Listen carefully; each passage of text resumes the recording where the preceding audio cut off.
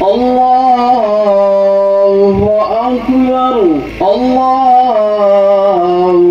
أكبر السلام عليكم ورحمة الله السلام عليكم ورحمة الله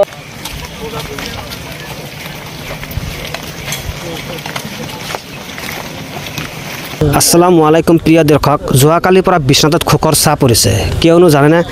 যোৱাকালি সন্ধিয়া 6 বজাত বিশ্বনাথ সমাজৰ অভিভাৱক স্বৰূপ প্ৰাক্তন বন বিষয়া আলহাজ নুৰজামাল হক সাহেব তেখেতৰ বাসগৃহত সন্ধিয়া 6 বজাত ইহসংকাৰ ত্যাগ কৰে আৰু তেখেত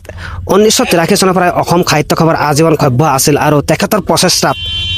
বিশ্বনাথ মাৰ্কাজ মছজিদ ন ৰূপত গঢ়ি উঠিছে আৰু তেখেতৰ অশেষ প্ৰচেষ্টাত বিশ্বনাথ আঞ্চলিক কবৰস্থান নখাজত সাজি উঠিছে আৰু তেখেতৰ জানাজা নামাজ আজি পুৱা 10 বজাত বিশ্বনাথ আঞ্চলিক কবৰস্থানত সম্পন্ন কৰা হয় আৰু তেখেতৰ জানাজা নামাজ অসমৰ বিভিন্ন ঠাইৰ পৰা তেখেতৰ গুণমুগ্ধ আহি উপস্থিত হৈছে আৰু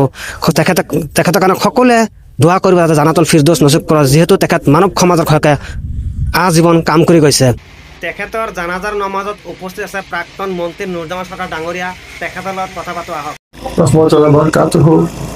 আজি সঁচাকৈ দিনটো বৰ আমাৰ কাৰণে খবৰ দিন যে আমাৰ ওচৰৰ পৰা এজন ভাল মানুহ গুচি গৈছে আমাৰ নুৰজামাল হক সাহেব তেখেতে যথেষ্ট সমাজৰ কাম কৰিছে তেখেতে এই আমাৰ মোক সদায় কৈছিলে এই ফিল্ডটো তেখেতে বনাই দিছে মই কৈছোঁ মই বনাম আপুনি পইচা টইচা দিব মই দিছোঁ অতি ধুনীয়াকৈ তেখেতে বনাইছিলে তেনেকৈ তেখেতে ভাল ভাল কাম কৰিছে এই কামবোৰ তেখেতৰ জৰিয়তে হৈছে তেখেতক আল্লাই কি কৰক ফেৰেস্তা নচিব কৰক আমি আজি আমাৰ কাৰণে বিশ্বনাথ অঞ্চলৰ কাৰণে আজি অতিকে দুখৰ দিন নুৰজামাল হক সাহেব এটি অতি ভিতৰুৱা অঞ্চল বালুদেৱী গাঁৱত 1953 চন প্ৰমাণপত্ৰত লিপিবদ্ধ জন্মগ্ৰহণ কৰি বহুতো ঘাট প্ৰতিঘাতৰ মাজেৰে অতি দুখীয়া পৰিয়াল আকবলাৰী চাহাবৰ সুসন্তান আছিল তেখেতে দীঘলীয়া শৈক্ষিক যাত্ৰা তেজপুৰৰ দৰং মহাবিদ্যালয়ৰ পৰা বিজ্ঞান শাখাত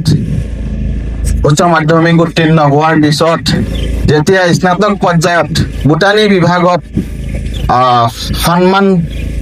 হিচাপে অধ্যয়ন কৰি সময়তে তেখেতে ৰেঞ্জাৰ পদত নিযুক্তি পাইছিল বিসমিল্লাহিৰ ৰহমানিৰ ৰহিম কুল্লু নাফসিন যায়িকাতুল মউত আজি আলহাজ নুৰজামাল হক ৰহমতুল্লাহি আলাইহিৰ জানাজাত সমবেত হোৱা বিৰাদৰণে ইছলাম আমি প্ৰত্যেকেই জানো কোৰআনে কাৰীমৰ এই আয়াত যে মানুহ মাত্ৰেই আমি মৃত্যুৰ মুখামুখি হ'ব লাগিব